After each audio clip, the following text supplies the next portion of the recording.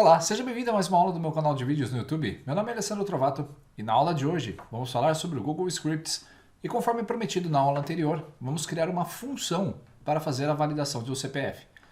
Você viu na aula anterior que quando eu clicasse sobre o botão executar checagem, a validação dos CPFs era feita através de uma rotina, uma function que era chamada pelo meu botão para poder executar a análise de todos os CPFs. Muito bem, agora nós vamos fazer uma função.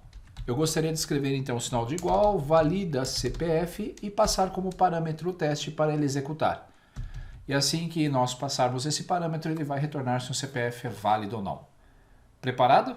Então, se você não assistiu a aula anterior, volte um pouco, faça uma pausa, assista a aula anterior para ver todo o script.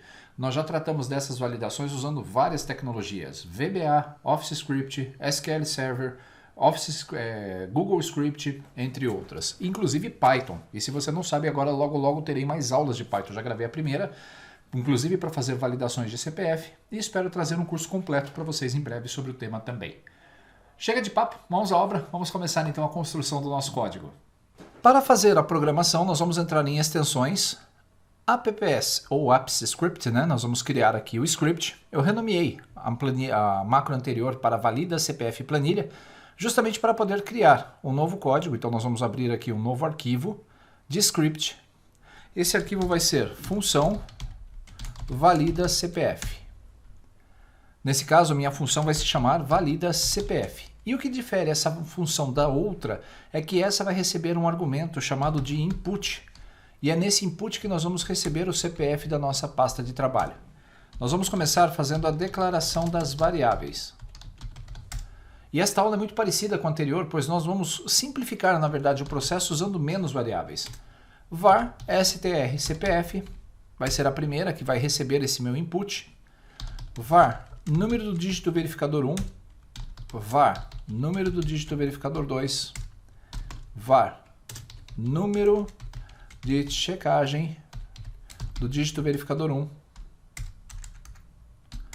var número de checagem do dígito verificador 2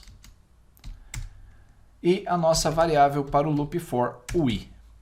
Essas são as nossas variáveis que serão utilizadas. Lembrando que a palavra var faz a criação de uma variável local, então ela funciona dentro da nossa function. A minha variável strCPF vai receber o input. Então, basicamente, o que eu passar pela minha célula será atribuído à minha variável str. E a partir daqui nós vamos fazer o código muito parecido com o anterior. O número do dígito verificador 1 vai ser igual a 0, ou seja, nós vamos começar aqui zerando a nossa variável, e o dígito verificador 2 também vai ser 0. Lembre-se, o nome que você atribuiu à sua variável deve ser o mesmo usado no código, senão você vai ter um erro. E é case sensitive, se escreveu com letra maiúscula e minúscula, tem que respeitar.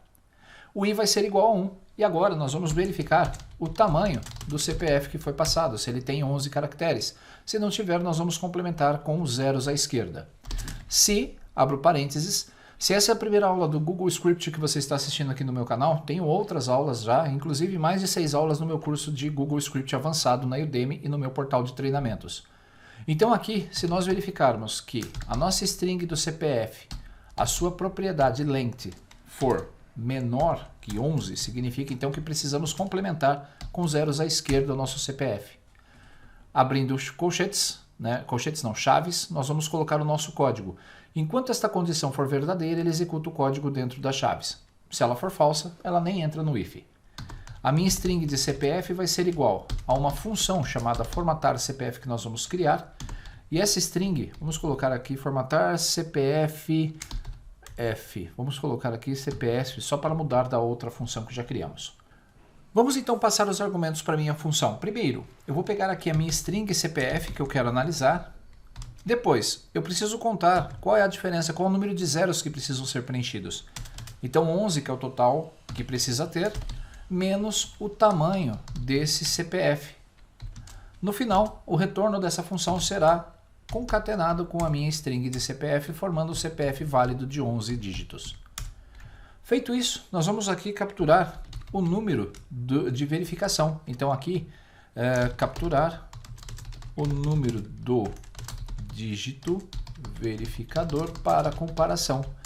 E e nós vamos usar a instrução número do check do dígito verificador 1 é igual a parse int, nós vamos converter para um número inteiro a nossa string do CPF, ponto. A instrução substring vai retirar a partir da posição 9, lembrando que é base 0, até a posição 10, um caractere. Se nós não trabalhássemos com a base 0, esse valor seria 10, ou seja, nós capturaríamos o valor da 10ª posição do nosso CPF. E o número de checagem do nosso dígito verificador 2 vai ser igual ao parse int, ou a conversão para inteiro, da nossa string do CPF, ponto, substring, e aqui a posição será 10,11. Nós pegaremos o último caractere da função. Feito isso, nós vamos rodar agora o mod 11, ou seja, nós vamos dividir o nosso valor do CPF do primeiro dígito. Eu preciso descobrir qual é o resultado desta validação. E essas contas você vai encontrar na internet. Se você está chegando agora nessa aula, as regras estão facilmente encontradas em qualquer site que verificam ou tem essa informação sobre a validação de CPF. Vamos montar um for. Nesse caso, a minha variável i ela vai ser igual a 1. Ele vai executar o for enquanto i for menor ou igual a 9. E o meu i vai ser incrementado em uma posição. E ele vai executar os códigos que estão dentro das chaves. O código do dígito verificador 1 vai ser igual a ele mesmo, mais, e vamos somar aqui com a conversão para inteiro da minha string CPF, e vamos usar agora outro comando, o share at, para retirar parcialmente os textos da minha string. Posição i, menos 1, e aí nós vamos fazer isto aqui vezes i, que é a validação de cálculo. No final das contas, nós teremos aí o cálculo do nosso módulo do dígito verificador 1. Podemos imprimir isso aqui para ver como está. Então, console.log é a instrução que usamos para fazer a impressão no log aqui dentro desse nosso ambiente de desenvolvimento. Eu vou colocar o número do dígito verificador 1, apenas para acompanhar como ele está sendo calculado. Detalhe importante, como nós estamos usando, na verdade nós não vamos usar aqui a nossa função com loop, eu preciso ter um retorno. Então essa função aqui ela vai dar um return e nós vamos retornar o número do dígito verificador 1 lá para a nossa célula. Vou salvar para ver se está tudo dando certo. Nós não temos ainda a nossa função formatar CPFs, então daqui a pouquinho, deixa eu comentar isso aqui, vamos terminar a função para testar. Vai ser mais fácil do que ter que ficar quebrando o código. Já que nós digitamos aqui o nome da nossa função, vamos aproveitar e vamos criá-la na parte de baixo. Essa função vai se chamar function, formata CPFs e vai receber aqui 2 parâmetros. Eu vou passar o primeiro parâmetro, que é uma variável, que vai vir o meu CPF, e o número de vezes que o 0 tem que ser repetido. E dentro das chaves nós vamos executar a nossa função. Esta função então vai iniciar uma variável chamada vstr, que vai estar vazia. Na sequência, enquanto, abro parênteses, o meu número de argumentos for maior que 0, significa que eu preciso ficar fazendo ciclos e concatenar os zeros à minha string. Então eu vou pegar a minha string mais igual. É como se eu estivesse escrevendo vstr igual a vstr e aí mais, para concatenar a nossa string 0. Para simplificar, podemos fazer apenas aqui o mais igual. Venum, eu vou decrementar, então menos menos, e a partir desse ponto, se eu tiver que fazer aqui 8 ciclos, colocar 8 zeros à esquerda, ele vai fazer esse while 8 vezes. E como uma function, eu preciso ter um return, então eu vou dar um return da minha string vstr. Esse retorno vai ser dado para esta função. Então, se ele retornou 8 zeros, ele vai concatenar esses 8 zeros com os outros 3 dígitos do meu CPF, para gerar um CPF de 11 dígitos. Feito isso, então nós já temos o cálculo do nosso número devedor, do nosso dígito verificador 1, e eu preciso agora fazer um cálculo. Número do dígito verificador 1 vai ser igual ao número do dígito verificador 1, porcentagem 11. Nós vamos dividir esse número por 11. Na sequência, eu tenho que checar se esse número do dígito verificador for igual a 10. O if precisa estar entre parênteses. E a igualdade no Google Script é dado por 2 sinais de igual. Quando nós colocamos apenas um sinal de igual, nós estamos fazendo uma atribuição. Então, se for igual a 10, nós vamos corrigir o número do dígito verificador 1 para 0. Legal, então nós já fizemos o cálculo do dígito verificador. E temos que testar para ver se ele é válido. Se, abro parênteses, o número do dígito verificador 1 for diferente do número de checagem que nós capturamos anteriormente, então nós temos que retornar lá da nossa função o erro, dizendo que esse número é inválido. Então nós vamos dar um return e o primeiro dígito inválido. Se terminarmos por aqui, então se o CPF for válido, ele vai passar por esse if sem ser executado. Por isso, nós temos que começar aqui a fazer o mod, ou a validação do segundo dígito verificador. Muito bem. E aqui, nesse mod, nós vamos lá, for, abro parênteses, i igual a 2, ponto e vírgula. E, enquanto i for menor ou igual a 10, nós vamos incrementar o i com 2 pontos. Aqui, com 1 ponto, na verdade, né? A cada ciclo, nós vamos adicionando 1 ao i.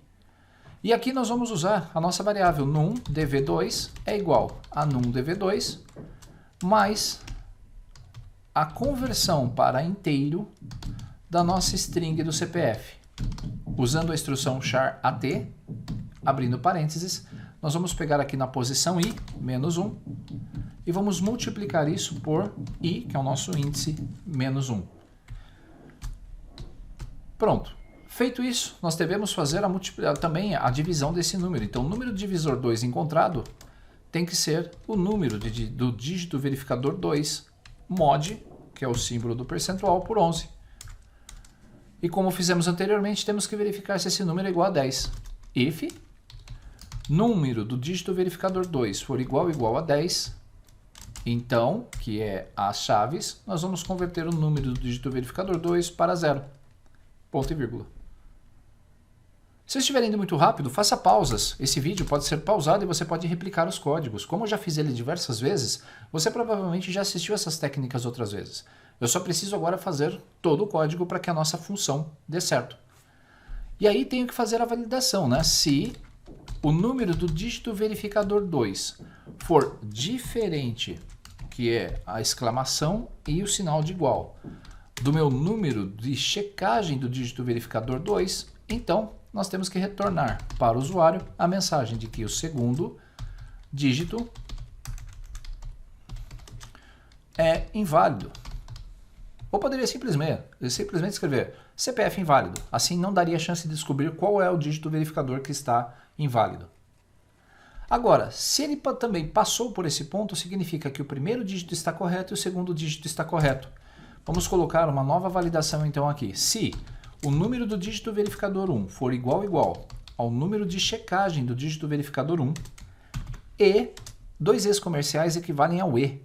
Então, número do dígito verificador 2 for igual ao número de checagem do dígito verificador 2, então eu posso retornar para o usuário a mensagem final que o CPF é válido. Com isso, nós concluímos a nossa função fazendo o retorno correto. Eu vou salvar esse projeto. Nós vamos verificar aqui se tem algum problema que eu preciso verificar, que eu preciso ver.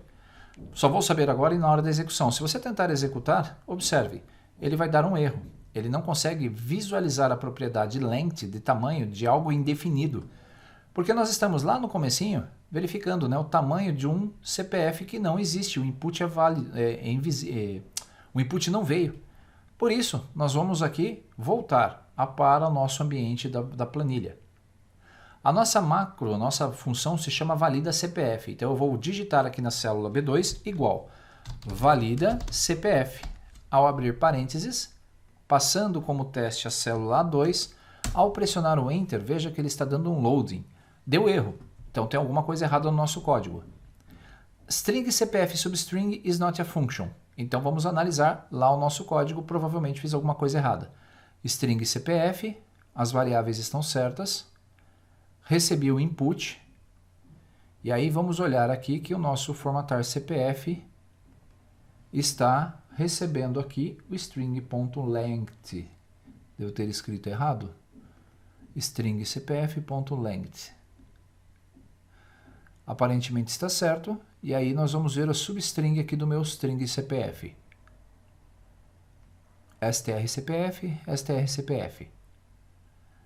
Bom, como nós temos aqui alguns pontos do meu código que podem dar errado, vamos ver de novo lá a mensagem, o que ele fala. Linha 23 está com problema. Se eu analisar a linha 23, está aqui. Para capturar esse dígito verificador, eu usei a função parseInt da minha string CPF, tem que estar com nome igual, e está, ponto substring, posição 9 e 10. Vamos testar novamente aqui essa nossa validação fazendo o seguinte, ó, return número check dv1. Você vai ver que todo o código ele vai ficar esmaecido, significa que não será executado. Então nós vamos fechar essa nossa execução e vamos executá-la novamente. Igual, valida CPF e vou passar a 2. Erro. Novamente, substring is not a function. Isso aconteceu em um dos testes que eu fiz. Vamos fazer uma pequena pausa aqui para descobrir o que está acontecendo.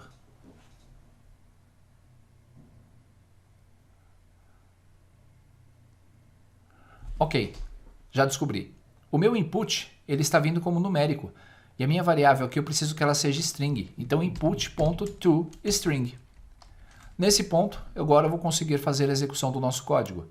Eu vou salvar o nosso script. E aqui na validação de CPF você vai ver que o resultado já deu CEP válido. Se copiar essa função para baixo, você vai ver que ele vai fazer a validação correta. Ó, validação do CPF e eu passo a célula que eu quero. Ele dá um loading e nesse caso copia a função, validando os CPFs que eu tenho aqui. E se aumentarmos o número do CPF, então por exemplo, eu vou colocar o número de cima mais 5. Eu posso copiar isto para baixo, pedir para que ele faça a validação. Vamos ver aqui 3, 3. Vamos colocar mais um dígito aqui, inclusive.